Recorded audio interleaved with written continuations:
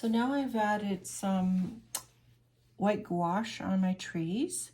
I don't see the horizon line as much anymore, but what I want to do is go back into my greens again and add the dark boughs so that they will actually show up a little bit better than what they are showing up right now. So I'm just adding some green oxide with a little bit of burnt umber, adding a little bit of the darkest dark of the black, just so it's very, very dark. So you can see that once I put those boughs in there, it's gonna just give it a whole new dimension of the tree itself. So we're gonna imagine that there's some negative painting going on here, and we're gonna imagine that the boughs are where the tree branches are going to be sticking out, but there's going to be lighter branches over top as well as the snow. So there's different ways of doing this. If you were to say, this is not the way I learned how to do it, that's because there's lots of different ways in doing this.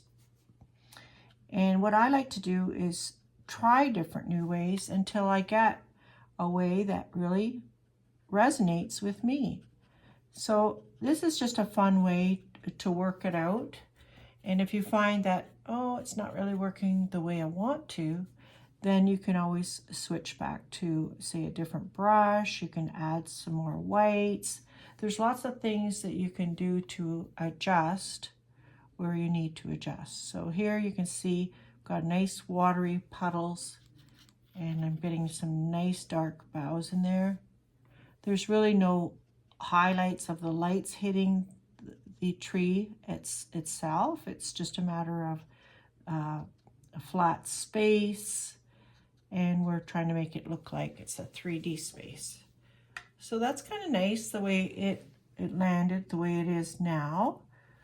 If I want to do, say, some detail on the other trees, I might choose a little bit different of a green. So I might choose a lighter and a medium green, just because they are further away, but very lightly, just giving the idea that there's a tree back there. So just very, very lightly, just touching the paper with the brush. So this is where those detail people can really have fun. I'm not really a detail person. I like to have my brushes dance across, so I don't get too realistic. I like to have it moving a bit and just having it, the idea there, I guess you might say. So there we go. We've got something happen there now. It's you can obviously see that it's much lighter there. But I like that color, and I want to add a little bit of that color in here so it gives it a little bit of harmony. So just dotting that color a little bit here and there, it gives that one harmony. So then you know it's from the same painting, not two separate paintings. So that's always a good tip to remember as well. So the next step is to add that gouache again, but I think I need to wait for it to dry. It's probably not quite dry. Let me check. Not quite dry. So I could come back and do that add-on at the end. So I'll just show you what I've got done so far.